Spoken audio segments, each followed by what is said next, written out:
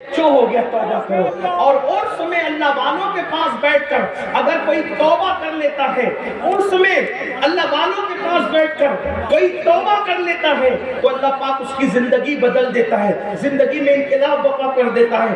آؤ میں بھی اور آپ بھی سچی توبہ کریں، اس لیے کہ جب ولیوں کے یہاں توبہ کی جاتی ہے، اللہ والوں کے یہاں توبہ کی جاتی ہے تو اللہ تبارک و تعالیٰ پھر گنہگار کو نہیں دیکھتا بلکہ توبہ کرنے والے کی توبہ کو قبول کر لیتا ہے.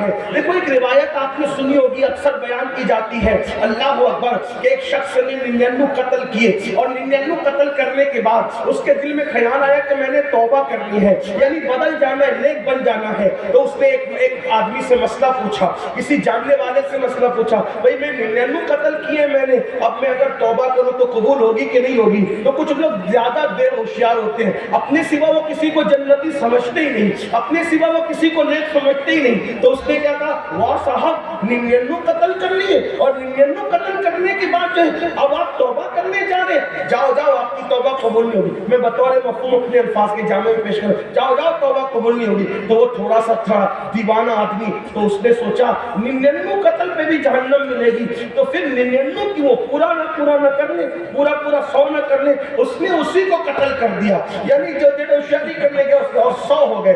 100 کے بعد وہ کسی اللہ والے سے صاحب دل سے ملا، کہا میں نے 100 قتل کیے، توبہ کرنا چاہتا ہوں، کیا میں تیری توبہ قبول ہے؟ اس نے کہا ہاں. دیکھو لیکن اس نے بتایا کہ یہ بات کون بیان کر رہا ہے؟ اللہ کے رسول صلی اللہ علیہ وسلم بیان کر رہے ہیں. لوگ کہتے ہیں ولیوں کے یہاں جانے سے کیا ملتا ہے، کیا ملے گا عرس میں جانے سے، کیا ملے گا آستانے پہ جانے سے؟ اور حدیث پاک کا مفہوم ہے 100 قتل کرنے والا جب توبہ کرنے کے بارے میں پوچھتا ہے تو وہ صاحب دل کہتا ہے ہاں تیری توبہ قبول ہوگی. یہ قریب میں ولیوں کی بستی ہے، یہ قریب میں ولیوں کی بستی ہے.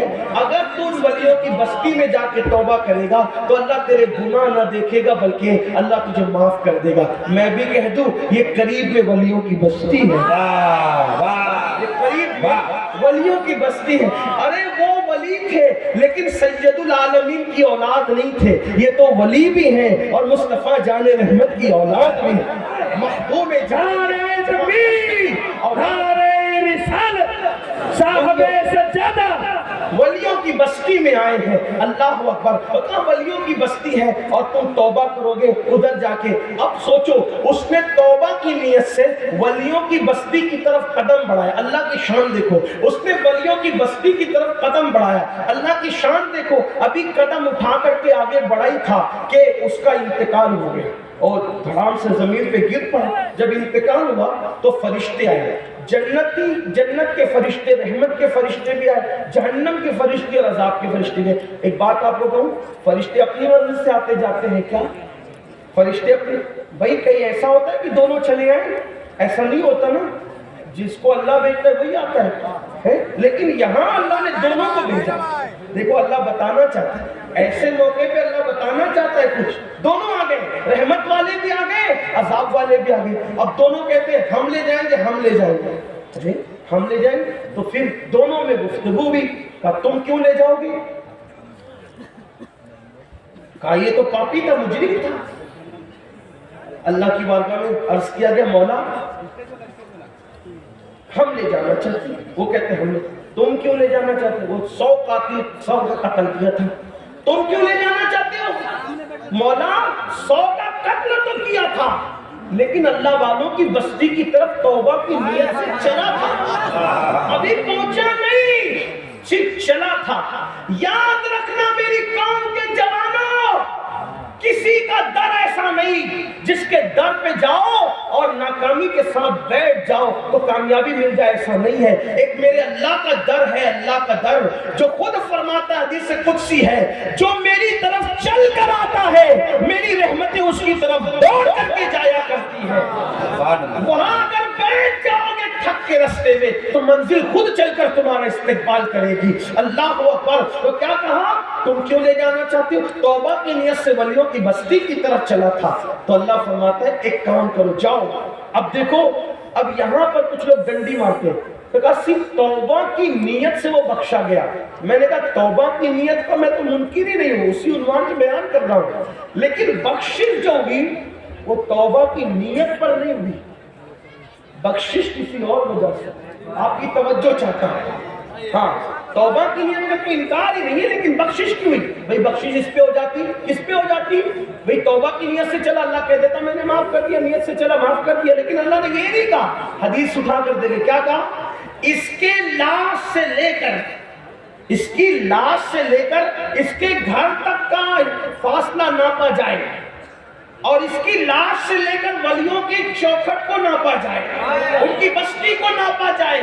اگر یہ اپنے گھر کے قریب ہوا تو جہنم میں جائے گا, اور یہ ولیوں کی بستی کے قریب ہوا تو جنت میں جائے گا. پھر ہوا کیا؟ جب ناپنے کے لیے چلے تو اللہ نے زمین کو حکم دیا, زمین سمٹ جا اور اس کو ولیوں کے قریب کر دے, اور زمین سمٹ گئی اور اس کا لاشا ولیوں کے قریب ہوا تو اس کو پھر جنت میں داخل کر دیا گیا. آپ اندازہ کریں, صرف بنی اسرائیل کے اولیاء کے قریب ہونے کی وجہ سے, لاشا قریب ہونے کی وجہ سے 100 کو قتل کرنے والا جنت میں جاتا ہے. اگر ہمارے دل غوث و خواجہ کے قدموں میں دھڑکتے رہے تو انشاءاللہ دنیا بھی کامیاب ہے اور آخرت بھی کامیاب ہے. اللہ کے بندو سچی توبہ کرو, یہاں بھی نجات ہے, وہاں بھی نجات ہے. ڈر تھا کہ عیسیٰ کی سزا اب ہوگی یا روزے جزا, دی ان کی رحمت نے سزا, یہ بھی نہیں وہ بھی نہیں, اور آج جو عیب کسی پر نہیں کھلنے دیتے, کب وہ چاہیں گے میری حشر میں رسوائی ہو.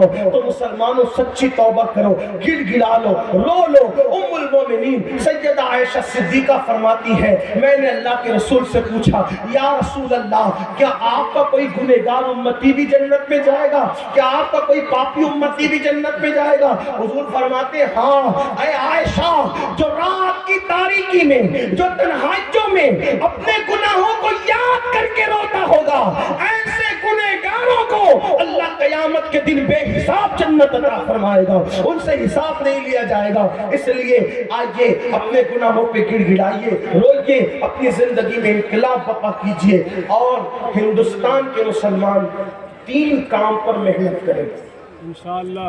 3 کام کرنا ہے ہم کو.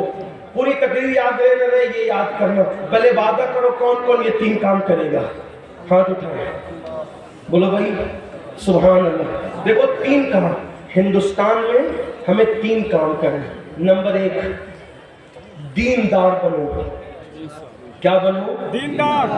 اور اپنے بچوں کو بھی دیندار بنو انشاءاللہ. دیندار صرف داڑھی ٹوپی والے دیندار نہیں, صرف گوشت اور مچھلی کھانے والے دیندار نہیں. کیسے دیندار؟ جیسے رسول اللہ بنانے آئے انشاءاللہ. اور وہ کیسا دیندار ہوتا ہے؟ جو اپنے لیے پسند کرو وہی اپنے ایمان والے بھائی کے لیے پسند کرو انشاءاللہ. کیسے دیندار؟ حضور سے سچا عشق کرو. کیسے دیندار؟ نماز کی پابندی کرو. تو 3 کام کیا کرنے؟ نمبر 1 کیا بنو گے؟ دیندار. کیا بنو گے؟ دیندار. دین پر عمل کرو. نمبر 2 مالدار بنو. نمبر 2 کیا کرنا ہے؟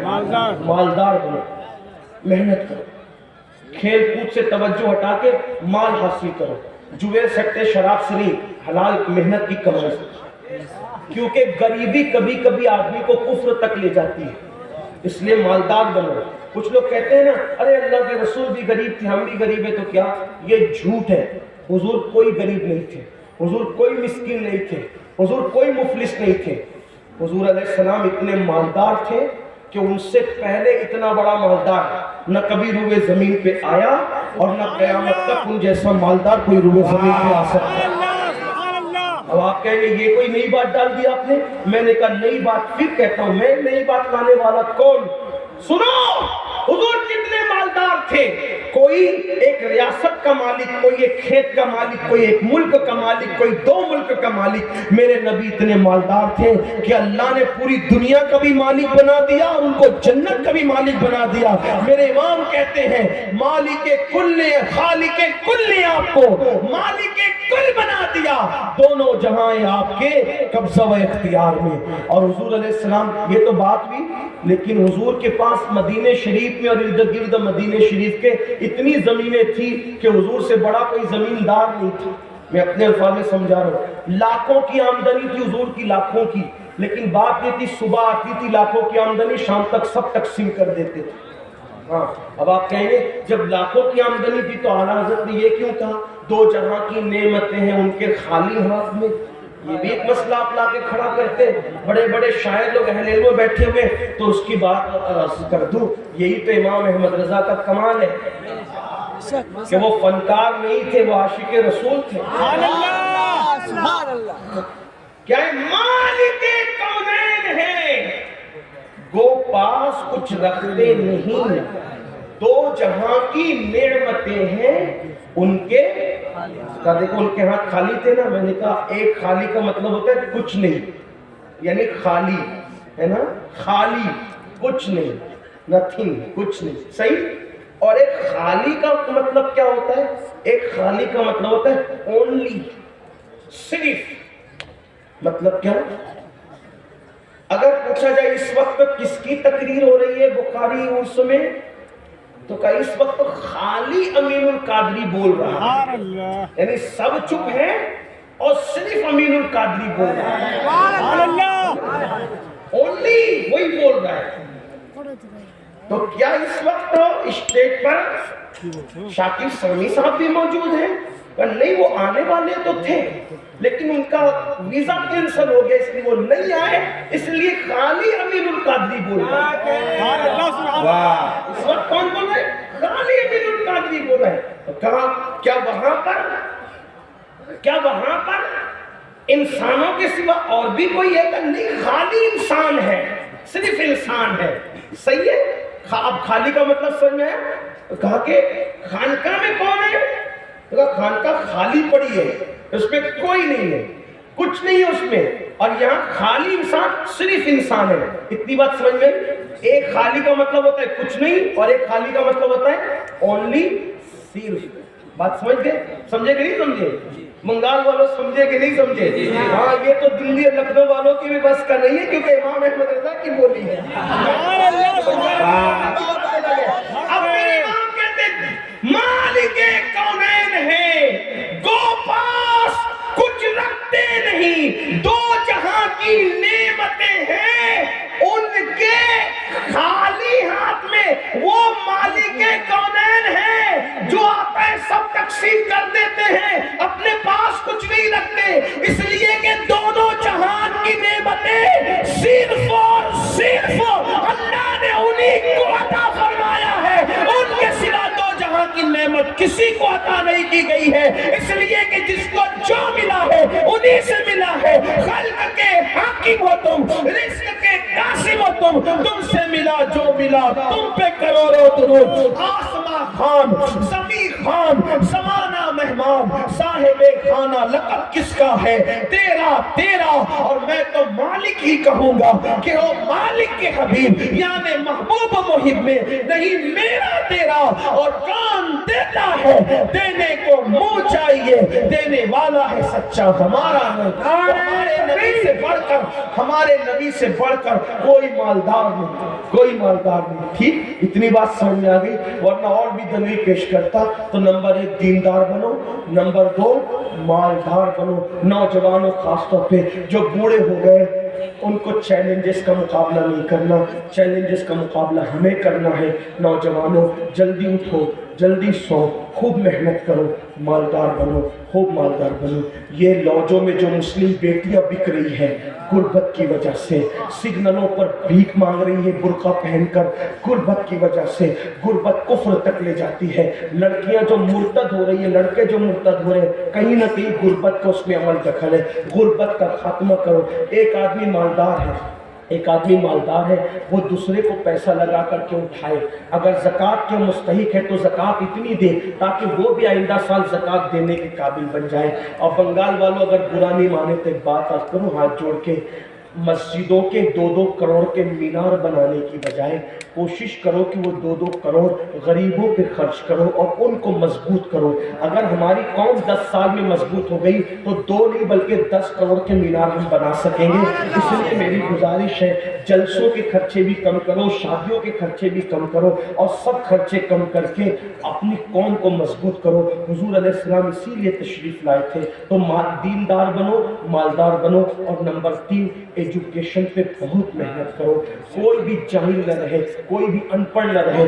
خوب خوب پڑھاؤ اپنے بچوں کو, 10ویں 12ویں تک کبھی مت رکنا, بلکہ اپنے بچوں کو IAS بناؤ, IPS بناؤ, ڈاکٹر بناؤ, انجینئر بناؤ. ڈاکٹر بھی BUMS والا مت بناؤ بلکہ MD اور اعلیٰ سے اعلیٰ ڈگری دلاؤ. اب آپ کہیں گے مولانا پیسے نہیں ہے, میں آپ سے کہتا ہوں ہر سال عید پہ نیا کپڑا نہ بنانا پڑے, نہ بناؤ, دھلے ہوئے کپڑوں پہ عید کر لو, لیکن اپنے بچوں کی تعلیم پہ خرچہ کرو. اسی طریقے سے پیسے لگانے کی بجائے 10 سال اگر ان 3 نکات پر آپ نے محنت کر دی, دیندار بنو, مالدار بنو اور ایجوکیشن کو عام کرو, ہر بندے کو پڑھا لکھا بناؤ. آپ کہیں گے مولانا نوکری نہیں ملتی, میں کہتا ہوں ہم نوکری کے لیے نہیں پڑھتے, ہم اچھا انسان بننے کے لیے پڑھتے ہیں. اس لیے کہ پڑھے لکھے کے تجارت میں ان پڑھ کی تجارت میں فرق ہے, پڑھے لکھے کی گفتگو میں ان پڑھ کی گفتگو میں فرق ہے, پڑھے لکھے کے اٹھنے بیٹھنے میں ان پڑھ کے اٹھنے بیٹھنے میں فرق ہے. دیکھو آپ یہ نہیں کہتا ہوں کہ آپ سب ان پڑھو, لیکن ایک بات آپ سے کہتا ہوں, محفل میں پڑھے لکھوں کا انداز اور ہوتا ہے, ان پڑھ لوگوں کا انداز اور ہوتا ہے. کھانے میں, پینے میں, اٹھنے میں, بیٹھنے میں.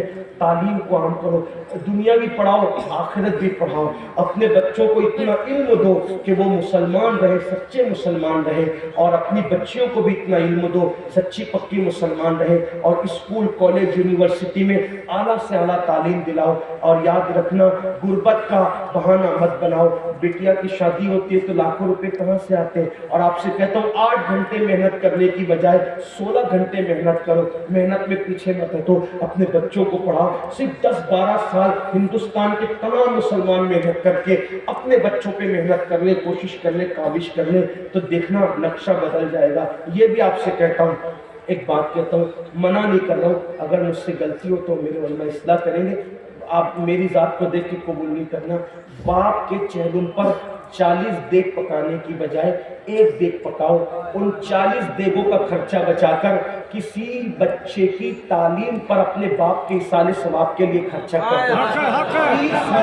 پیر صاحب کے مزار پر 1 لاکھ کی چادر لا کے ڈالنے کی بجائے 100 روپے کی چادر ڈال دو, باقی کے پیسے بچا کر غریبوں کی تعلیم پہ خرچہ کر دو. پیر صاحب کے ایصال ثواب کے لیے وہ اس 1 لاکھ کی چادر سے جتنا خوش ہوں گے, وہ 100 روپے کی چادر سے بھی اس سے زیادہ خوش ہوں گے, کیونکہ آپ نے کسی کو اٹھا دیا, کسی کو آپ نے ترقی پہ لے گئے. ایک بات کہتا ہوں, میرا پیر جنتی ہے تو میرے پیر کو میری 1 لاکھ کی چادر سے کیا غرض, اس کو تو جنت میں اس سے بہتر لباس مل چکا ہے, اس کو تو 1 لاکھ اس سے بہتر لباس مل چکا ہے. تو یہ باتیں قلب لگے معاف کرنا, لیکن آپ سے ایک بات کہتا ہوں, رسومات سے نکلو, حقیقتوں کی طرف آؤ. رسومات سے نکلو, سچائیوں کی طرف آؤ. ایک دوسرے کو گرانے کی کوشش مت کرو, ایک دوسرے کو اٹھانے کی کوشش کرو.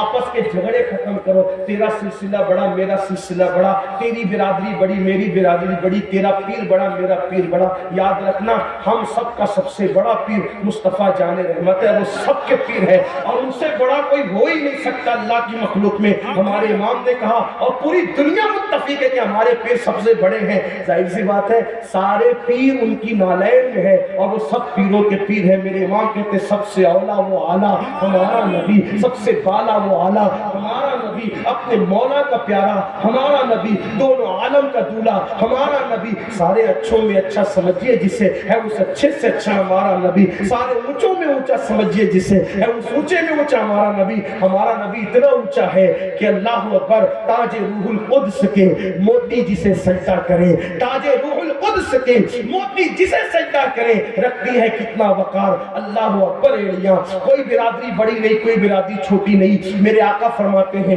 کلکم من آدم و آدم من تراب, تم سب آدم کی اولاد ہو, اور اللہ نے آدم کو مٹی سے پیدا کیا. جب تم سب کی امی ایک ہے, ابا ایک ہے, تو چھوٹا بڑا کوئی کہاں سے ہو گیا. اس لیے برادری کے نام پہ نہ لڑو, کسی نام پہ نہ لڑو. سب لوگ رسول اللہ کی ذات پہ متحد رہ جاؤ, صحابہ اور اہل بیت کے عقیدے پہ متحد ہو جاؤ. اور ہاں, جو نبی کے گستاخ ہے, بے ادب ہے, ان کے لیے تو اپنا موقف قلبی یہی, اور آج بھی یہ انشاءاللہ قیامت تک یہی کہ دشمن احمد پہ شدت کیجئے, ملحدوں کی کیا مروت کیجئے, غیظ میں جل جائیں بے دلوں کے دل, یا رسول اللہ کی کثرت کیجئے. شرک ٹھہرے جس میں تعظیم حبیب, اس برے مذہب پہ لعنت کیجئے چرچا انہی کا صبح و شام, جانے کافر پر قیامت کیجئے. وما علینا الا البلاغ. السلام علیکم.